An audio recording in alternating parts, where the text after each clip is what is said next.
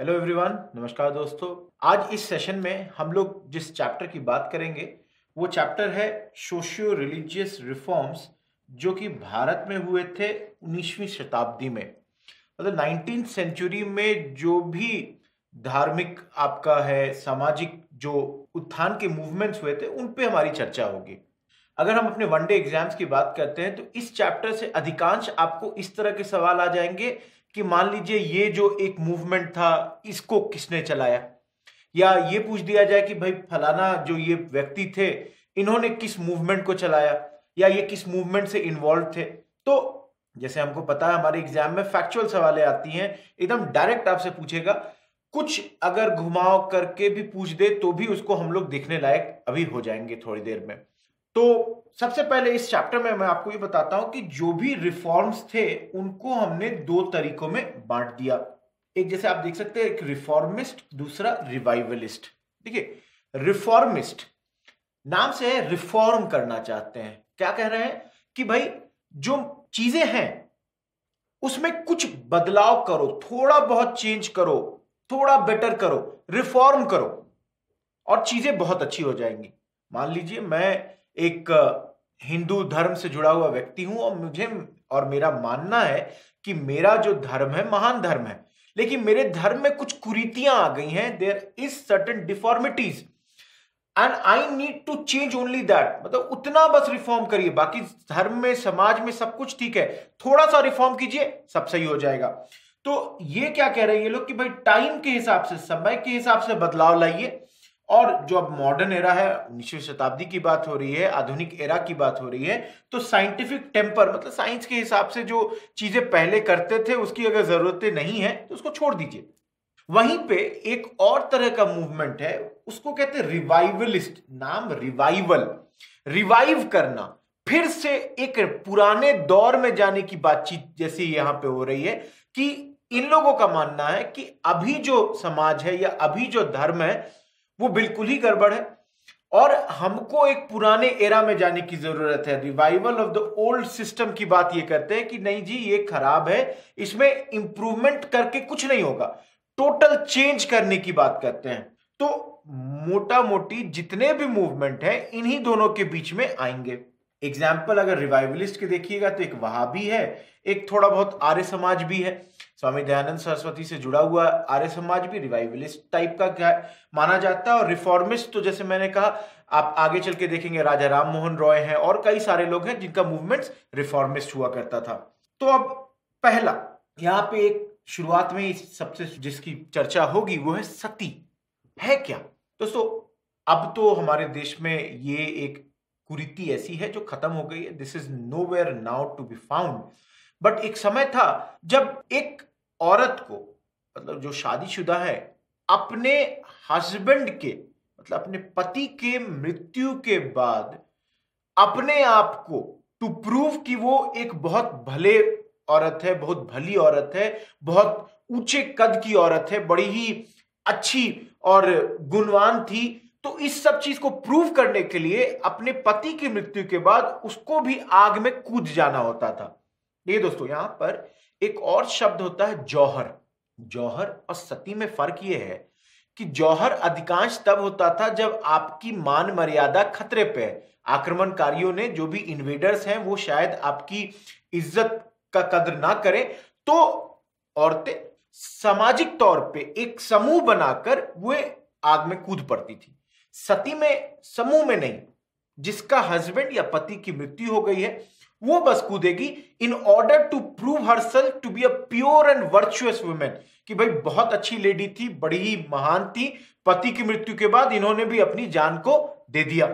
ये एक ऐसी कुरीति थी जो हमारे समाज में 19वीं शताब्दी में अधिकांश तौर पर ऊंचे तबके के समाज में देखा जाता था, कुलीन वर्ग में देखा जाता था, हिंदुओं में देखा जाता था। और हिंदुओं में खासकर अगर ब्राह्मणों की बात करें या क्षत्रियों की बात करें तो इन समाज में यह देखा जाता था। तो चलिए इसको देख लीजिए। जैसे मैंने कहा कि सती का मतलब क्या है कि एक ऐसी महिला जो प्योर एंड वर्चुअस है, एकदम अच्छी, बहुत ही भद्र महिला है। और ये किसके केस में? डिवोटेड वाइफ, जो अपने पति के प्रति पूरी तरह से समर्पित थी और जो पति की मृत्यु के बाद भी पति के साथ perpetual and uninterrupted conjugal union चाहती है। मतलब क्या है, लगातार, जो हम लोग हमारे हिंदू समाज में होता है ना कि विवाह 7 जन्मों का होता है, उस टाइप से ये हमेशा चाहती है कि पति के साथ रहे, अनइंटरप्टेड रहे और लाइफ आफ्टर लाइफ। और इसके लिए खुद को ये जला देती थी। कब? जब dead body of her husband वहां रहता था। अब इसके विरोध में जिस व्यक्ति ने सबसे ज्यादा काम किया, उनके बारे में हम सबसे पहले पढ़ेंगे। उनका नाम राजा राम मोहन रॉय है। राजा राम मोहन रॉय सबसे ज्यादा इस पे काम करते हैं और सती को खत्म करने में भारत में किसी को अगर श्रेय जाएगा तो कोई और नहीं। लेकिन इनके साथ उस दौर में एक और व्यक्ति को इसका जो श्रेय जाता है, जो अंग्रेज हैं, जो उस दौर के गवर्नर जनरल हुआ करते थे। उनका नाम है बेंटिक। लॉर्ड विलियम बेंटिक की भी चर्चा यहां पे करेंगे। यहां पे एक चीज बता देता हूं कि ये रहा एक एग्जाम्पल आपको देके कि भाई देखिए किस प्रकार यहाँ पे एक शव पड़ा हुआ है इस आग में, और यहाँ पे आप देख रहे हैं बाजा बज रहा है, ढोल बज रहा है, और लोग महिला को बोल रहे हैं कि भाई आप इस चिता में अब कूद जाइए। तो ये तमाम चीजें जो हैं ये सती को दिखाती हैं। अब देखिए यहाँ पे जैसे मैंने पहले कहा कि एक और व्यक्ति जो है बेंटिक, उनको भी जाता है, लेकिन पूरी तरीके से इनको नहीं देंगे श्रेय। क्योंकि देखिए क्या था, जब राजा राम मोहन रॉय सती का विरोध कर रहे थे तो उनके विरोध का कारण कुछ निजी था, मतलब पर्सनल था। क्या था?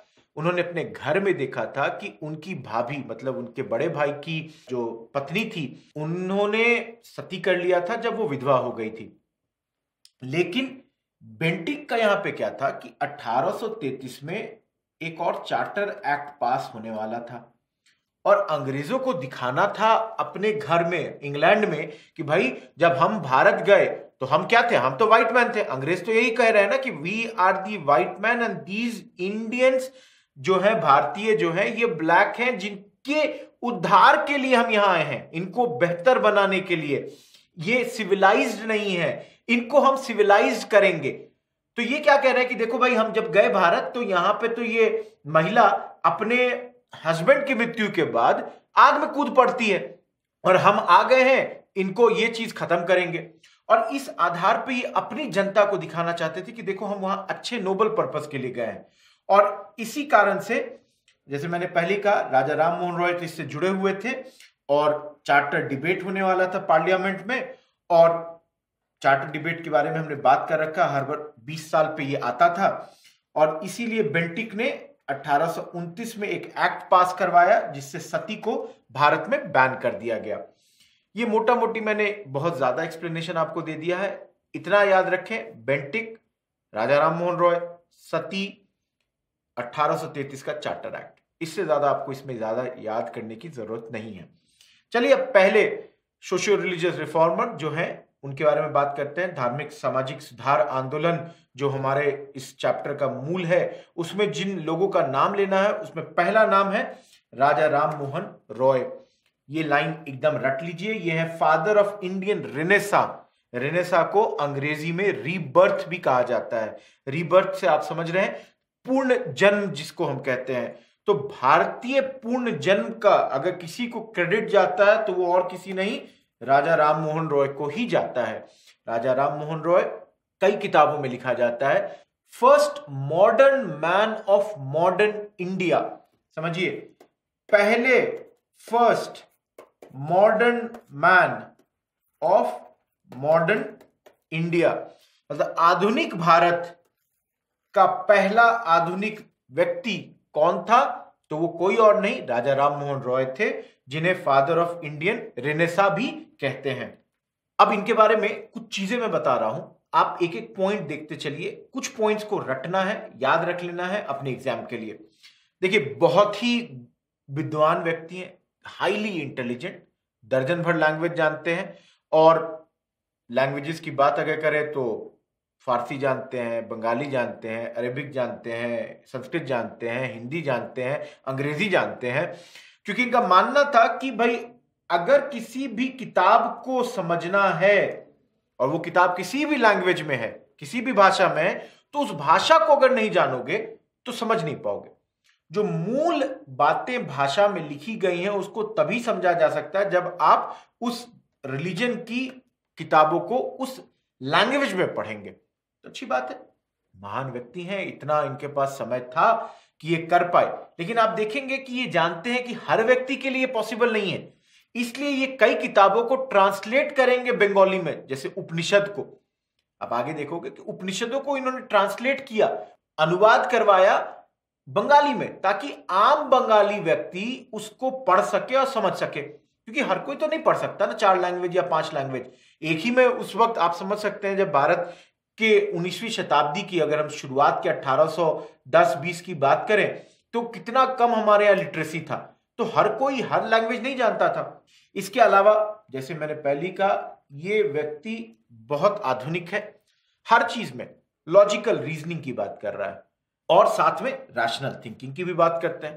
कहने का सेंस ये है कि आप कहते हो ये सही है, आप कहते हो ये गलत है, मैं मान लूंगा कि आप सही हो और आप गलत हो, जो भी आप कहते हो, लेकिन प्रूफ दे दो। बिना प्रूफ के मैं नहीं मानूंगा। आप कहते हो कि सूरज पश्चिम से उगता है, मैं मान लूंगा, लेकिन प्रूफ दे दो कल सवेरे। अगर पूरब में उगता है तो आपको मेरी बात माननी होगी। तो कोई भी चीज में लॉजिकल रीजनिंग और रैशनल थिंकिंग, सही और गलत को रैशनैलिटी पे परखिए, क्या सही में सही है ये चीज या गलत है, और तभी हम आगे का सोचेंगे।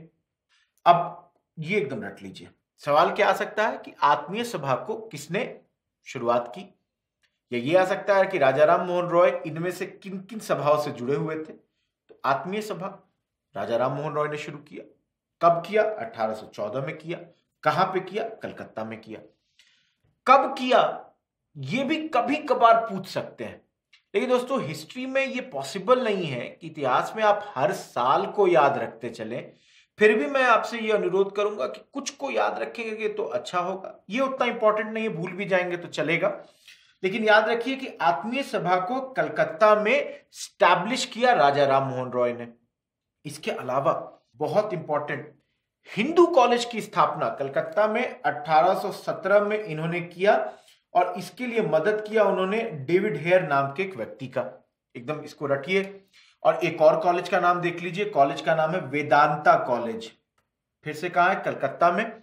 और इस कॉलेज में चूंकि ये वेस्टर्न पढ़ाई से बड़े ही प्रभावित थे, तो इन्होंने यहाँ पे मैकेनिक्स की पढ़ाई शुरू की। वोल्टायर्स जो कि बहुत बड़े फिलोसफर थे वेस्टर्न फिलॉसफी के, उनकी फिलॉसफी की भी पढ़ाई यहाँ इन्होंने शुरू करवाई। इसके बाद एक किताब भी लिखा, गिफ्ट टू मोनोथीस्ट्स। मोनो और थीस्ट, मोनो मतलब एक, थीस्ट मतलब भगवान में आस्था रखने वाला, मतलब एक भगवान में आस्था रखने वाले को एक गिफ्ट दे रहे हैं। और वो गिफ्ट क्या है? गिफ्ट टू मोनोथीस्ट, एक किताब लिखकर उन्होंने उनको दिया। याद रखिएगा, आइडल वर्शिप का अपोज करते हैं राजा राम मोहन रॉय, मूर्ति पूजन का विरोध कर रहे हैं। बिल्कुल इसको रट लेना है, इसको भूलना नहीं है। और जैसे मैंने शुरुआत में ही कही, इन्होंने कई किताबों का बंगाली में अनुवाद भी करवाया, ट्रांसलेट करवाया उनको। और यहाँ आप देख सकते हैं वेदास हैं, 5 उपनिषद है, इन सबों को इन्होंने ट्रांसलेट भी करवाया है। इसके अलावा आप देख सकते हैं ये प्रॉपर्टी इनहेरिटेंस के लिए भी मांग रख रहे हैं। कह रहे हैं कि औरतों को भी प्रॉपर्टी इनहेरिटेंस का पूरा मौका मिलना चाहिए, कि मतलब पिता के जो प्रॉपर्टी है इस पे सिर्फ पुत्र का अधिकार नहीं हो सकता, पुत्रियों का भी अधिकार होना चाहिए। तो ये भी एक डिमांड राजा राम मोहन रॉय साहब उस दौर में रख रहे हैं। पॉलिटिकल एक्टिविस्ट भी हैं, मतलब पूरी तरह से तो पॉलिटिक्स से नहीं जुड़े हुए हैं, लेकिन उन्होंने उस दौर में कुछ चीजें जो गलत हो रही हैं उसके खिलाफ आवाज उठाया। क्या गलत है? जो बंगाली जमींदार हैं उस दौर पे बहुत ज्यादा अपने जमींदारी से जो किसान थे उनको लूट रहे थे, ऑपरेसिव प्रैक्टिस, और इसको कंडेम करते हैं राजा राम मोहन राय। बोलते हैं ये गलत है, भर्त्सना कर रहे हैं, बोल रहे हैं कि भाई आपको इस जमीन से कितना लेना है ये फिक्स कीजिए, इससे ज्यादा नहीं मिलना चाहिए आपको, एज सिंपल एज दैट। इसके अलावा ये उस दौर में एक्सपोर्ट ड्यूटी जो सामान पे लगता था और कंपनी के पास जो ट्रेडिंग राइट्स थे उसके भी संचालित होने का डिमांड कर रहे थे। कह रहे थे कि भाई आप जो एक्सपोर्ट ड्यूटी लगाते हैं, मतलब हमारा जो सामान बाहर जा रहा है उस पर जो आप एक्सपोर्ट ड्यूटी लगा रहे हैं उसको रिड्यूस कीजिए, कम कीजिए, तभी तो हमारा सामान बाहर आराम से बिक पाएगा। साथ में ये भी कह रहे हैं कि कंपनी को जो ये मुगलों ने ट्रेडिंग राइट्स दे रखा था उसको भी खत्म कीजिए, क्योंकि उसको खत्म नहीं कीजिएगा तो दिक्कत होगी। जुडिशियल इक्वालिटी की भी बात करते हैं, कहते हैं कि भाई बराबरी, मतलब उस दौर में क्या था कि एक अंग्रेज अगर जज है तो वो भारतीयों के खिलाफ भी कोई मामला सुन सकता था, वहीं पर अगर भारतीय जज है तो वो अंग्रेज के खिलाफ कोई भी मामला नहीं सुन पा सकता था। मतलब अगर आप इसको इस तरह से देखिए तो नस्ल के आधार पे, रेशियल आधार पर भारतीय लोगों को केसेस नहीं सुनने की इजाजत थी अंग्रेजों के खिलाफ, भारतीय जज को। तो ये बोल रहे हैं कि भाई जुडिशियल इक्वालिटी भी होना चाहिए, कि आप जज को सिर्फ नस्ल के आधार पर ये नहीं बोल सकते कि आपको जायज है आपको नहीं है।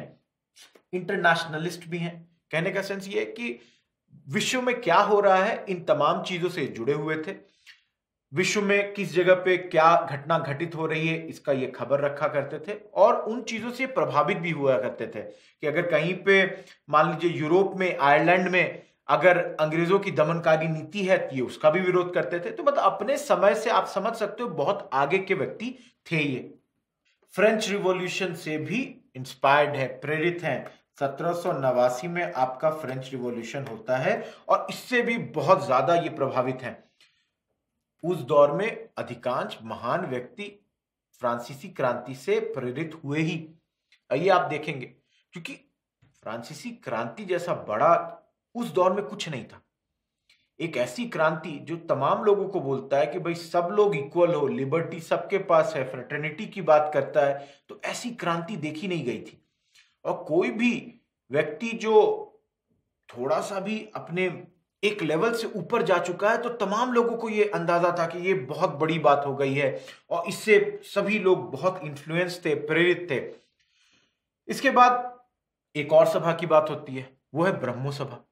1828 में ब्रह्मो सभा का गठन होता है। आत्मीय सभा की चर्चा हमने कर रखी है, अब ब्रह्मो सभा की चर्चा करते हैं।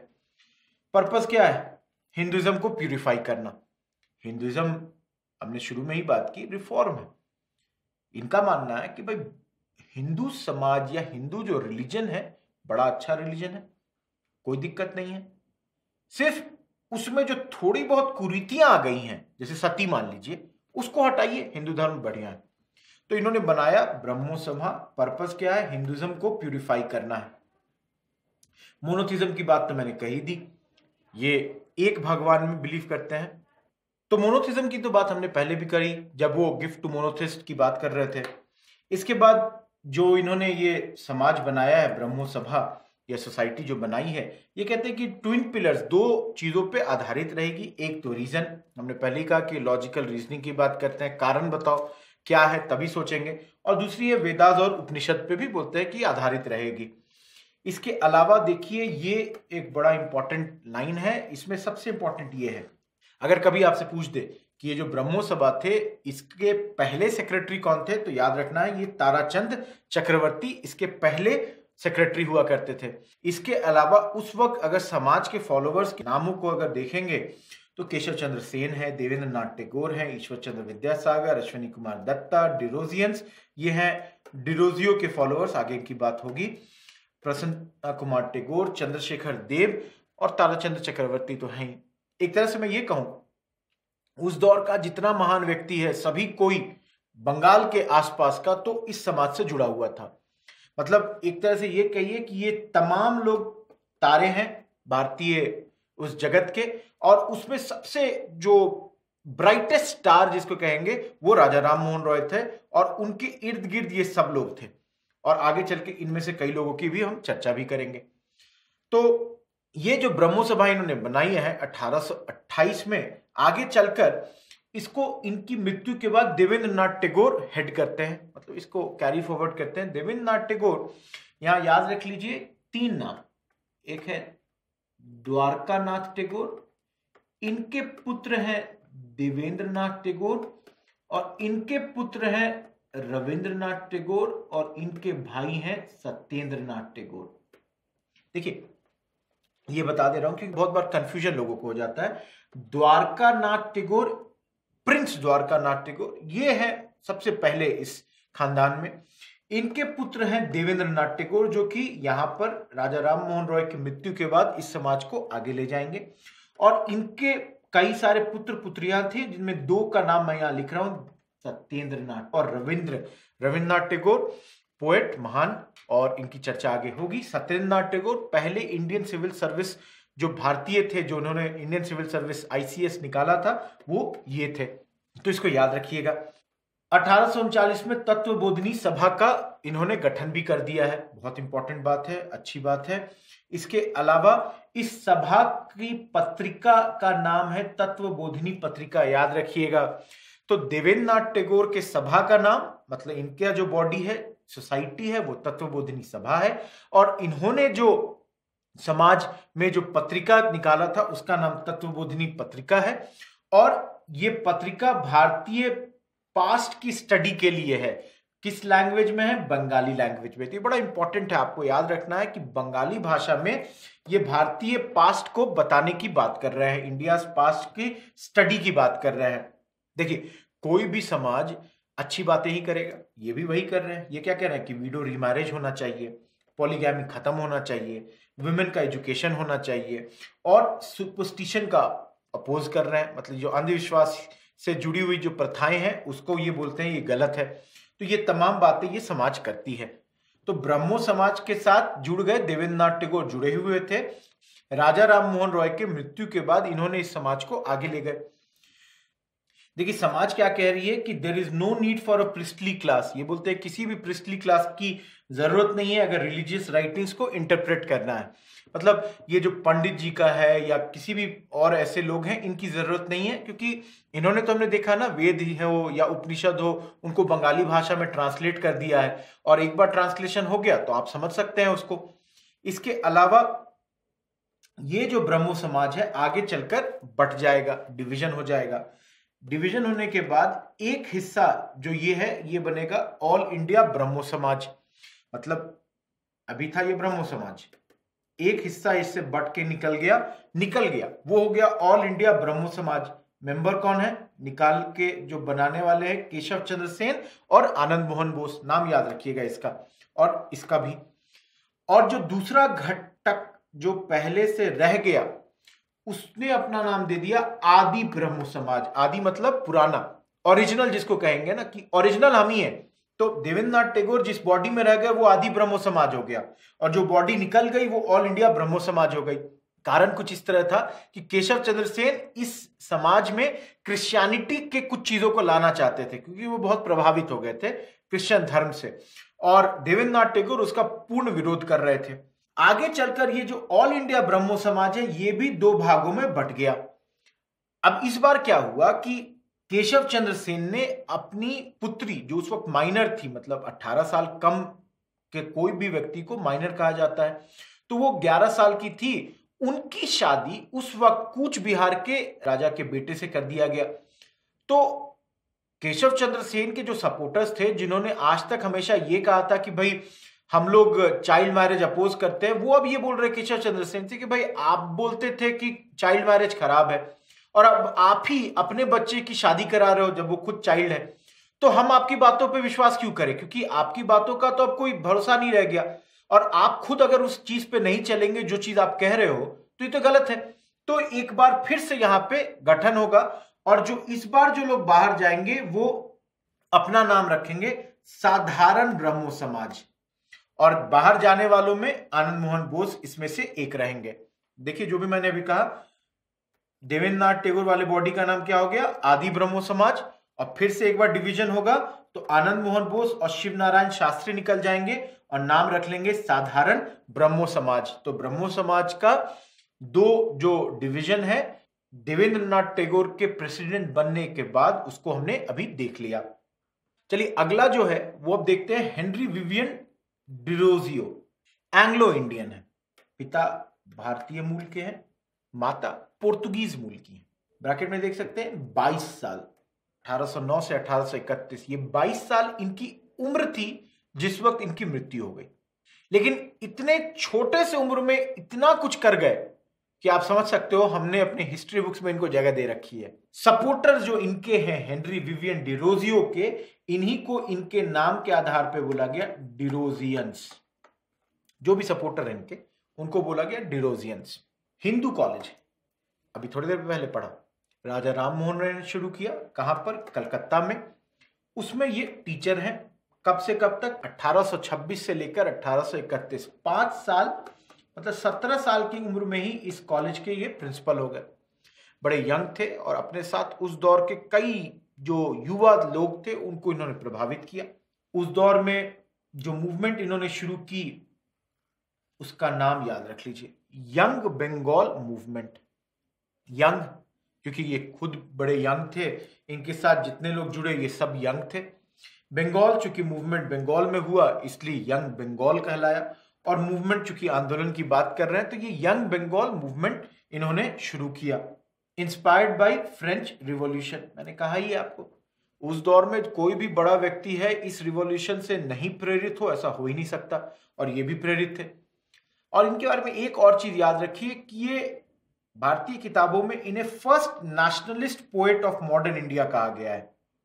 देखिए, first nationalist poet of modern India कहने के पीछे कारण ये है कि ये भागलपुर के, जो आज के बिहार का हिस्सा है, वहां पे रहा करते थे और गंगा के तट पे बैठकर ये अपनी किताबों में, अपने जो भी इनका नोटबुक होगा उसमें ये पोएट्री लिखा करते थे, कविताएं लिखा करते थे, और उसमें ये भारत को एक नेशन के तौर पे देख रहे थे।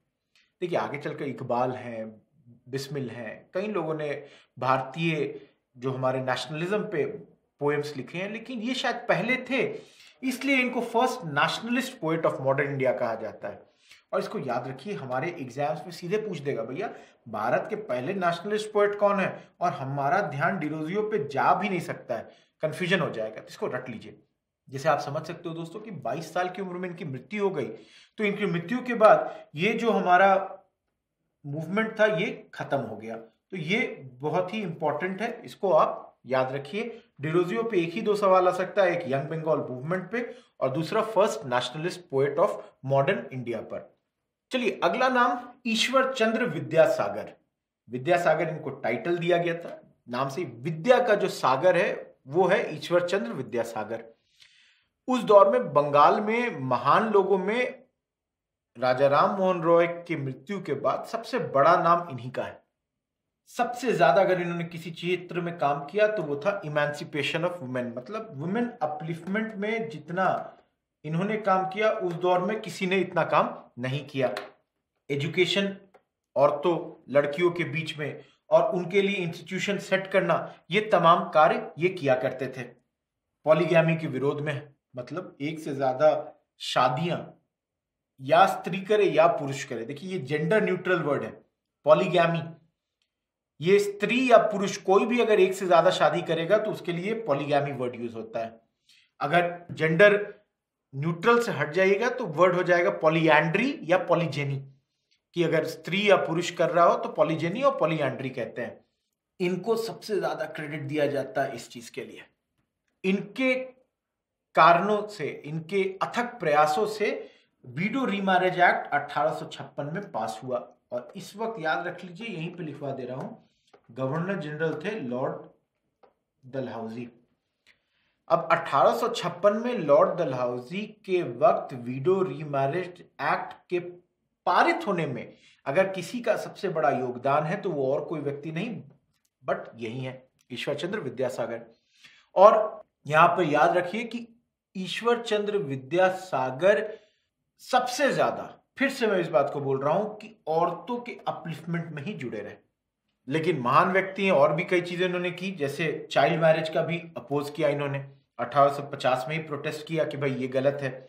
इसके अलावा संस्कृत कॉलेज जो वहां पर था उसके प्रिंसिपल हुआ करते थे, और बंगाली भाषा में इन्होंने बंगाली प्राइमर का भी डेवलपमेंट किया, और न्यू प्रोज स्टाइल से तो आप समझ रहे होंगे कि लिखने का तरीका इन्होंने इजाद किया।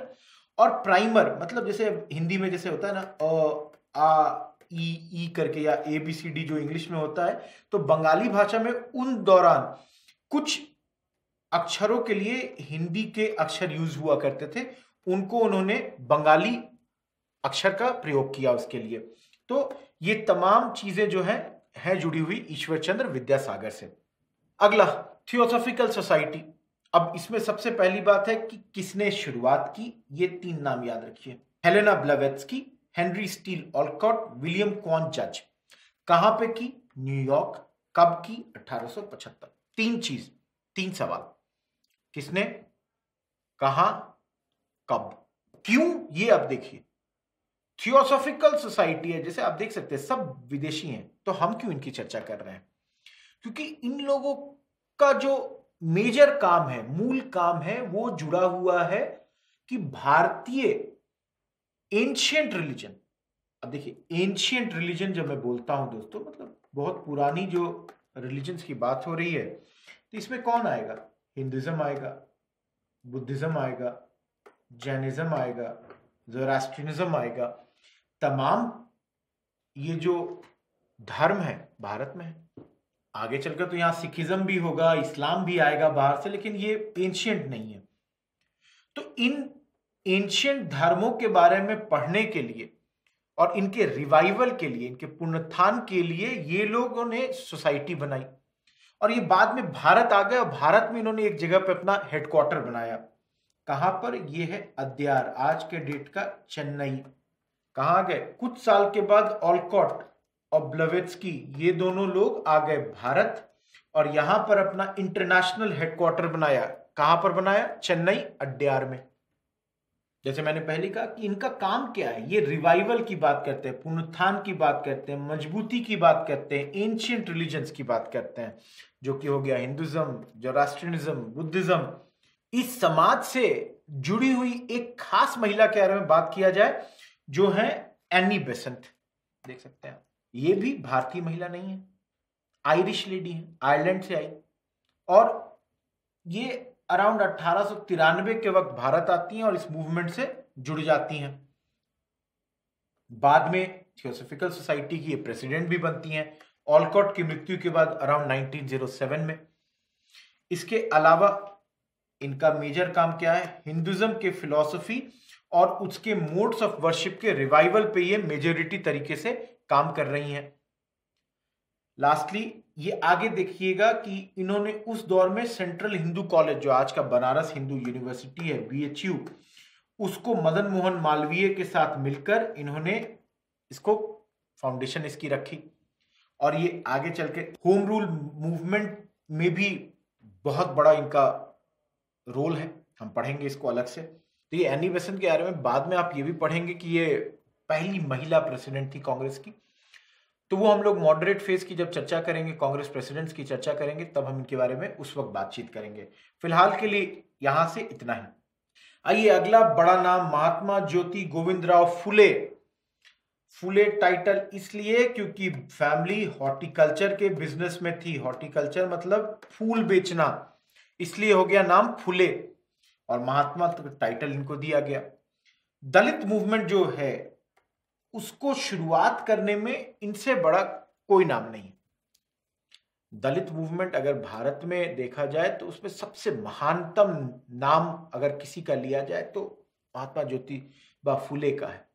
महाराष्ट्र से आते हैं, और उस दौर में जो समाज था और जिस प्रकार से समाज में कुछ लोगों को अनटचेबल्स घोषित कर दिया गया, उनको अलग कर दिया गया, किनारा कर दिया गया, उनके खिलाफ ज्यादती हुई, और ये जो ज्यादती एक ब्राह्मणिकल सोच के कारण, सिर्फ ब्राह्मण नहीं, ब्राह्मणिकल सोच कि भाई कुछ लोग ऊपर तबके के हैं, कुछ लोग निचले तबके के हैं, ऐसा कुछ होता नहीं। ये दिमाग का गलतफहमी है कि कोई ऊपर है कोई नीचे है, सब बराबर होते हैं।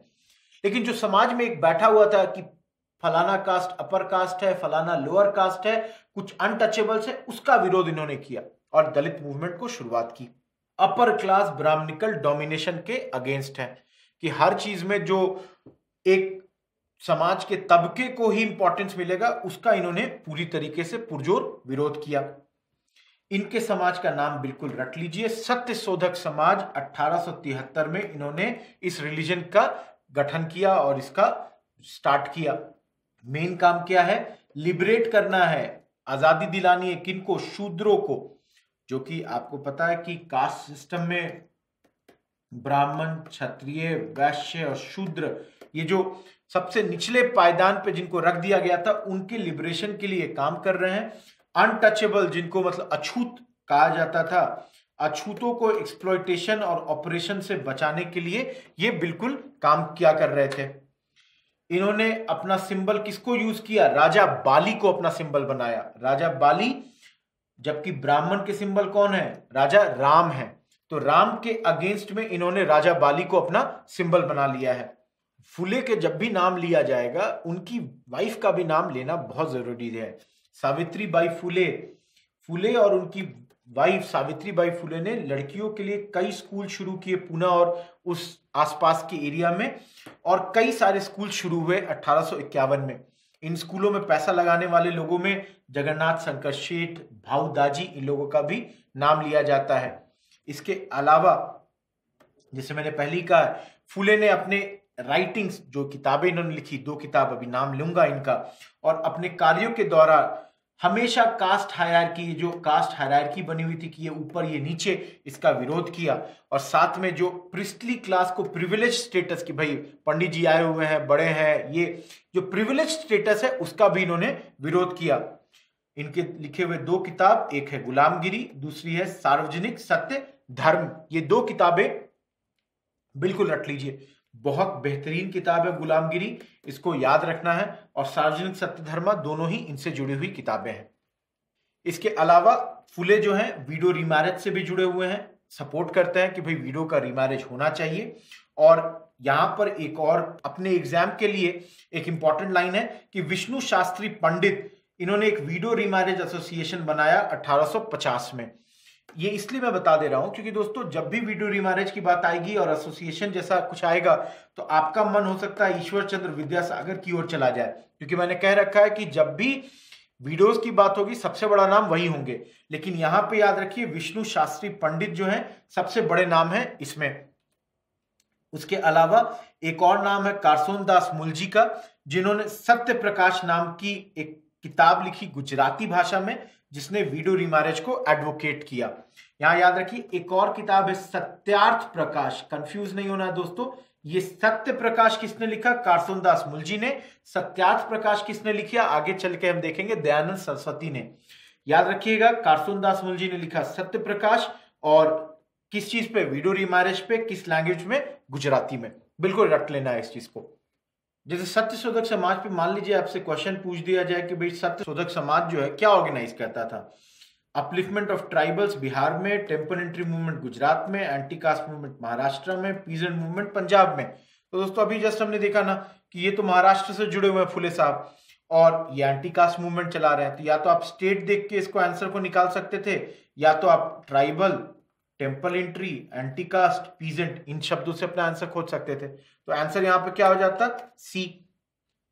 चलिए आगे बढ़ते हैं। अगला बड़ा नाम स्वामी दयानंद सरस्वती। इनका ओरिजिनल नाम क्या है? याद रखना है, मूल शंकर। और इन्होंने अपनी जो पढ़ाई लिखाई, जो भी इन्होंने सीखा, किससे सीखा? ये बिल्कुल याद रखिए, स्वामी ब्रजानंद से। कहां पर? मथुरा में। तो वेदांत से जुड़े हुए जितना भी एजुकेशन इनको मिला, एक ब्लाइंड मतलब अंधे टीचर थे इनके, स्वामी ब्रजानंद से सीखा। देखिए, बड़े कम उम्र में ये अपने घर को छोड़ के निकल गए थे कि भाई मेरे को शादी नहीं करनी है, और ये निकल गए और इन्होंने एक जो अंधे गुरु हैं इनको तलाश किया, उनसे सारी चीजें इन्होंने सीखनी शुरू की। कहां पर? मथुरा में। इनके द्वारा जो समाज बना उसका नाम क्या है? आर्य समाज। कब बनता है? 1875 में। मूवमेंट कहां पर इन्होंने इसकी शुरुआत की? बंबई। ये बहुत इंपॉर्टेंट है दोस्तों, बाद में हेडक्वार्टर लाहौर बना। शुरुआत इस समाज की बंबई से हुई। बंबई में इन्होंने अपने मूवमेंट की शुरुआत की, बाद में इसका हेडक्वार्टर हो गया लाहौर। देखिए, इनके समाज का जो मंत्र था इनका था कि गो बैक टू वेदास, कि मतलब ये कहते थे कि भाई वेद में जो भी कुछ लिखा गया है एकदम सही है, और वेद के बाद जो बाकी जो भी लिखा गया, और अगर वो वेद की बातों को काट रहा है तो वो गलत है। इनका आप देख सकते हैं, ये बोल रहे हैं कि इनफैलिबिलिटी ऑफ वेदा, मतलब वेद में जो भी लिखा इनफैलिबल है, बिल्कुल सही है, उसमें गलती की तो संभावना ही नहीं है। और ये वेद को अप्रूव करते हैं, पुराणास को रिजेक्ट कर दे रहे हैं, और कोई भी चीज जो वेस्टर्न कल्चर से जुड़ी हुई है उसका भी ये विरोध कर रहे हैं, पुरजोर विरोध कर रहे हैं। हाँ, यहाँ पे एक चीज है, वेस्टर्न साइंस का विरोध नहीं करेंगे। ये बोलते हैं कि साइंस जो है वेस्टर्न उसको पढ़िए, लेकिन वेस्टर्न कल्चर से, जैसे सभ्यता से जुड़ी हुई जो पहनावा है, रहन सहन है, खाना है, उसका ये पूरी तरीके से विरोध कर रहे हैं। स्वराज वर्ड शायद पहली बार अगर किसी ने यूज किया तो इन्होंने यूज किया था। किस कंटेक्स्ट में यूज किया ये बहुत क्लियर नहीं था, लेकिन फर्स्ट टाइम अगर यूज स्वराज वर्ड को किसी ने किया है तो ये स्वामी दयानंद सरस्वती थे और कोई नहीं थे। यहां पे आप देख सकते हैं औरतों और मर्द के बीच में जो इक्वालिटी है राइट्स की, उसकी भी ये सपोर्टर है। बोलते हैं भाई ये होना चाहिए। इसके अलावा आइडल वर्शिप का ये भी विरोध कर रहे हैं, रिचुअल जो कर्म कांड है उसका भी विरोध कर रहे हैं, और ये जो प्रीस्टहुड है कि भाई पंडित जी को एक अलग लेवल दे दिया गया, उसका भी ये विरोध कर रहे हैं। इसके अलावा ये कास्ट सिस्टम का भी विरोध करते हैं, बोलते हैं भाई ये गलत चीज है ये जो आपने बना रखा है। और आप देखोगे इंटरकास्ट मैरिज एक्ट इनके कारणों से, इनके प्रयासों से 1872 में भी पास हुआ। अब यहाँ पे आप अभी भी जानते हैं कि आर्य समाज इंटरकास्ट मैरिजेस के लिए बहुत विख्यात है, नोन है हर जगह। तो ये तमाम चीजें इनसे जुड़ी हुई हैं। इनके किताब का नाम याद रख लीजिए, सत्यार्थ प्रकाश। मैंने पहले ही कहा था, अभी फिर से बोल रहा हूं, सत्यार्थ प्रकाश है इनके किताब का नाम। देखिए, इसके अलावा ये चाइल्ड मैरिज का भी अपोज करते हैं, बोलते हैं बिल्कुल गलत चीज है। और उस दौर में ये कहते हैं कि भाई लड़कों के लिए 25 साल का एज मिनिमम और लड़कियों के लिए मिनिमम 16 साल तो होना ही चाहिए शादी के लिए, मिनिमम मैरिजेबल एज। और यहां तक वो हिंदू धर्म को बोलते हैं कि भाई आप तो रेस हो गए हो चिल्ड्रन ऑफ द चिल्ड्रन, मतलब बच्चे की उम्र में, आप जब बच्चे थे तभी आपकी शादी हो गई, और उसी उम्र में कुछ दिनों के बाद जो है आपको बच्चा भी हो गया। तो जो माता पिता है वो खुद अभी 16 साल 15 साल के हैं और उनको उस उम्र में बच्चा हो गया, तो हिंदू रेस कुछ नहीं है बल्कि चिल्ड्रन ऑफ द चिल्ड्रन होते जा रहा है। इसके अलावा इनके मृत्यु के बाद जो इनका जो काम था, जो इन्होंने किया था, वो लाला हंसराज, पंडित गुरुदत्त, लाला जी, स्वामी श्रद्धानंद, इन लोगों ने कैरी फॉरवर्ड किया। मुख्यतः ये काम इन लोगों ने किया एजुकेशन के फील्ड में, और इन लोगों ने कई सारे स्कूल कॉलेजेस पूरे देश भर में शुरू किए, जिसका आज भी बेस्ट एग्जाम्पल आपका है डीएवी, दयानंद एंग्लो वैदिक। शुरुआत इस कॉलेज की इन्होंने की लाला हंसराज, इसमें बहुत अग्रणी भूमिका निभाते हैं। लेकिन जैसे आपने देखा, ये दयानंद एंग्लो वैदिक स्कूल जो था एजुकेशन को वेस्टर्न लाइंस पे दे रहा था, इसलिए कुछ सपोर्टर जो उनके थे जैसे स्वामी श्रद्धानंद, इन लोगों ने गुरुकुल व्यवस्था की भी बात की, और गुरुकुल स्टार्ट किया कहां पर, हरिद्वार में, एजुकेशन को ट्रेडिशनल आइडियाज के तौर पे देने के लिए 1902 में स्वामी श्रद्धानंद ने इसकी शुरुआत भी की। तो ये तमाम बातें इनसे जुड़ी हुई हैं जो इनकी मृत्यु के बाद भी। लेकिन दयानंद सरस्वती कई जगह थोड़े कंट्रोवर्शियल भी हो जाते हैं, जैसे इनका जो मूवमेंट था एंटी मुस्लिम एंटी क्रिश्चियन कई जगह पे हो गया, क्योंकि ये शुद्धि प्रोग्राम चालू करने लगे, कन्वर्जन, जो हिंदू मुसलमान हो गए थे या क्रिश्चियन बन गए थे उनको वापस हिंदू बनाना चाहने लगे। इसके अलावा काउ प्रोटेक्शन मूवमेंट भी इन्होंने चालू कर दिया। तो ये जो शुद्धि मूवमेंट है, कन्वर्टेड हिंदूज को रिकन्वर्ट करने के लिए काउ प्रोटेक्शन का मूवमेंट है, तो इन तमाम कारणों से ये मूवमेंट जो है थोड़ा सा हो गया क्या कि एंटी क्रिश्चियन और एंटी मुस्लिम भी हो गया था। इन्हीं से जुड़ा हुआ एक और है छोटा सा, जात पात तोड़क मंडल। तोड़क, तोड़ने वाला, जात पात को जो तोड़ता है। अभी जैसे हमने देखा कि दयानंद सरस्वती भी एंटी कास्ट थे, कास्ट मूवमेंट में बिलीव ही नहीं करते थे। उन्हीं के एक सपोर्टर है भाई परमानंद, दिल्ली के साइड में बड़े नाम हुआ करता है इनका अभी भी। ये कास्ट सिस्टम के एबोलिशन के लिए इन्होंने अपना एक संस्था बनाया, जिसकी स्टार्टिंग किया इन्होंने लाहौर में, और इन्होंने भी अपना शुरुआती काम किसके बीच में किया, आर्य समाजिस्ट, जो आर्य समाज के फॉलोवर थे उनके बीच में इन्होंने काम किया। और शुरुआती दौर में उन लोगों के बीच ज्यादा काम किया रिकन्वर्टेड, जो लोग वापस हिंदू धर्म को जिन लोगों ने अपनाया था, इन्होंने भी कास्ट डिस्टिंक्शन का पुरजोर विरोध किया उस दौर में। तो ये तमाम बातें जात पात तोड़क मंडल से हैं।